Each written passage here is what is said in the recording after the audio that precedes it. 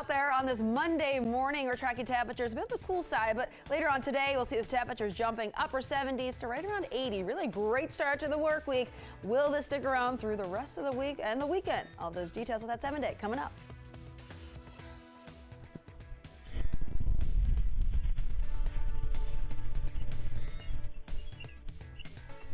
And a plane causing commotion over D.C. skies. What we know about the frightening end to that plane's flight path this morning.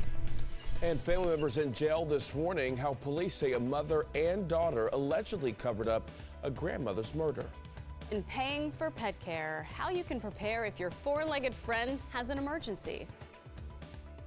The station covering all of the DMV. This is DC News Now.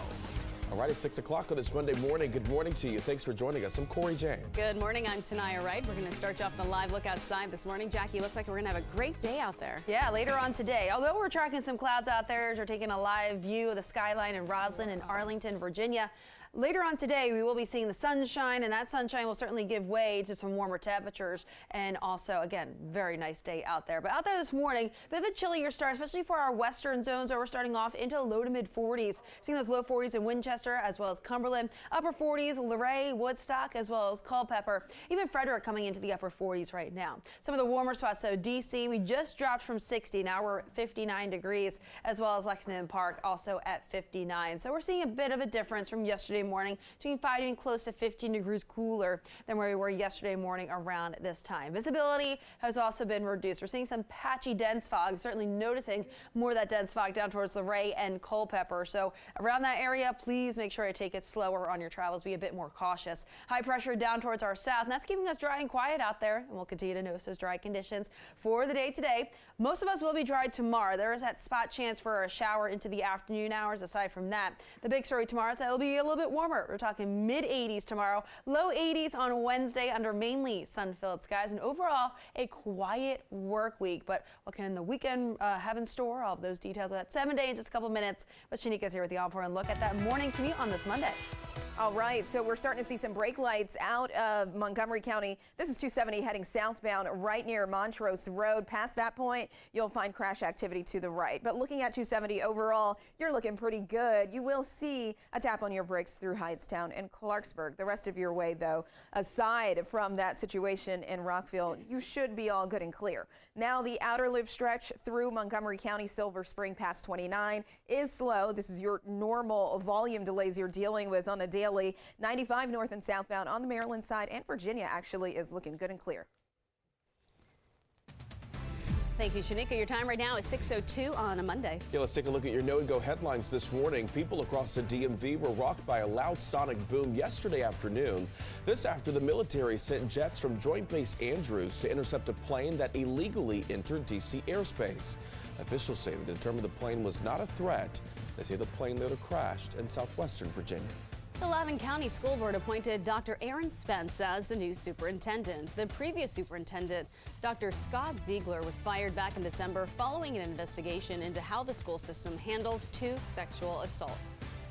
And some changes for Metro riders. 4 stations, Vienna, Dunloring, West Falls Church, and East Falls Church, will all be closed during the month of June. That's because of repair work on a track. Meantime, late night and weekend service on the Yellow Line has increased. Trains are now running every 8 minutes. New this morning, a man is dead after a shooting late last night in Northeast. This happened at just about 10 o'clock last night at a Chick-fil-A on Maryland Avenue. Now police say the victim died at the scene. We are working to get more information and will update you both on air and online as we learn more.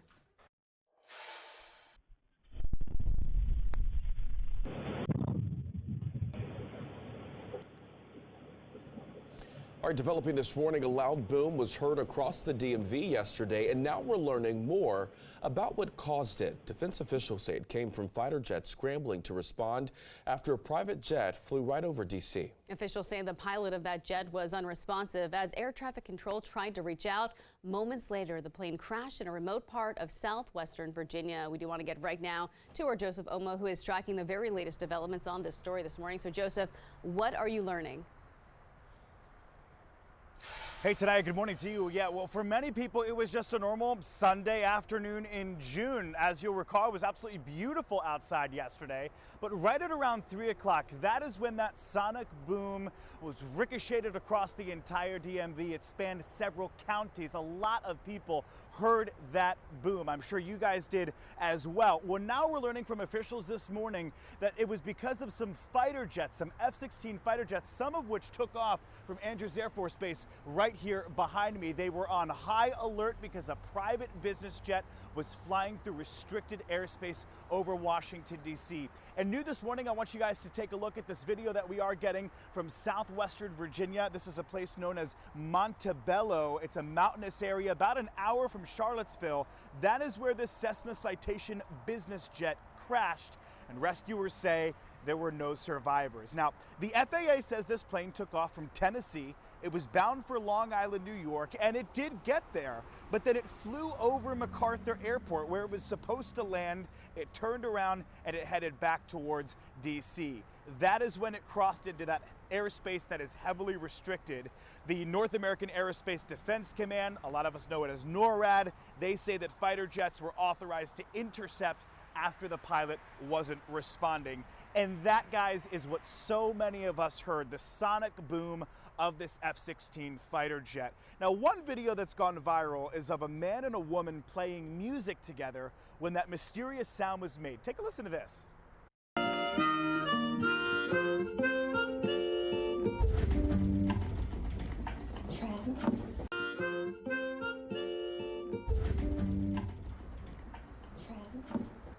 Yeah, that was certainly the drum sound that they weren't expecting while they were recording their music session there. Now, I can confirm to you guys the NTSB, the National Transportation Safety Board, and the Federal Aviation Administration, the FAA, both of those agencies are investigating. We expect a preliminary report from the NTSB, a couple pages, kind of figuring out what happened here over the next 2 to 3 weeks. So it'll be interesting to see that report. One thing I will note here, lots of chatter on social media about this being a shoot down.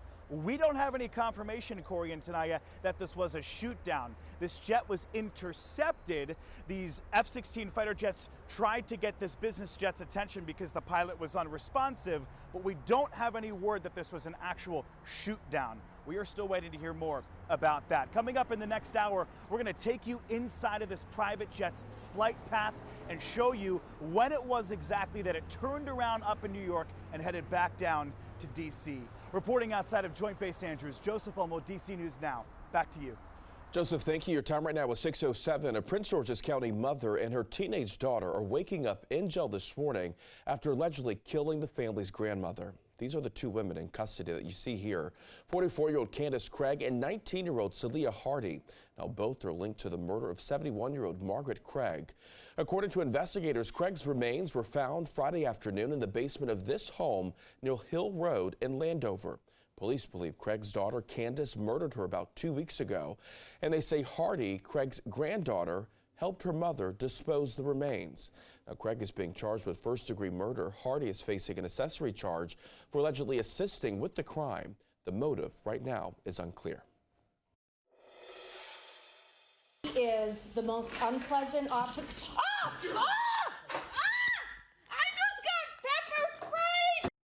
That's the sound of a D.C. woman screaming after she says her apartment building's manager pepper sprayed her when she tried asking him a question. That woman now recovering, but she says her skin and clothing were soaked after the pepper spray attack. She claims it happened at her apartment on Friday morning when she asked him a question. Christine Corbin confronted UIP Assistant Property Manager Dexter Clements about the missing tenant flyers. People in the building say several problems caused them to advocate for a tenant association.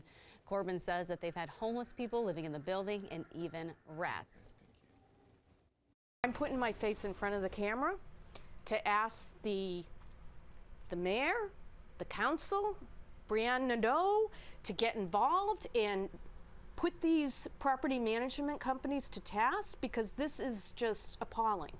Corbin plans to press charges, but police have not made any arrests just yet. The building management company said in a statement, quote, "We are sad and disappointed by the behavior of individuals that somehow resulted in this incident at the property. We are and will continue to investigate and take appropriate action if necessary." A new superintendent is taking over Loudoun County Public Schools. The school board Friday appointed Dr. Aaron Spence. Now, the previous superintendent, Dr. Scott Ziegler, was fired back in December after an investigation into how the school system handled 2 sexual assault cases.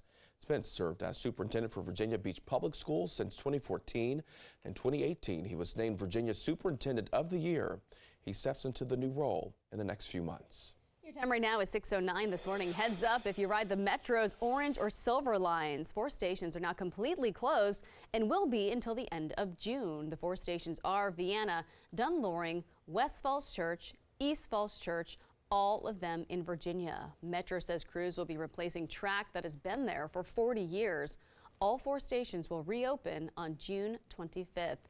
And the East Falls Church station closing means the last 11 stations on the Silver Line will be cut off from the rest of the line. That means potential headaches for air travelers trying to get to Dulles. Metro says it will have free bus service from the last station before the closures.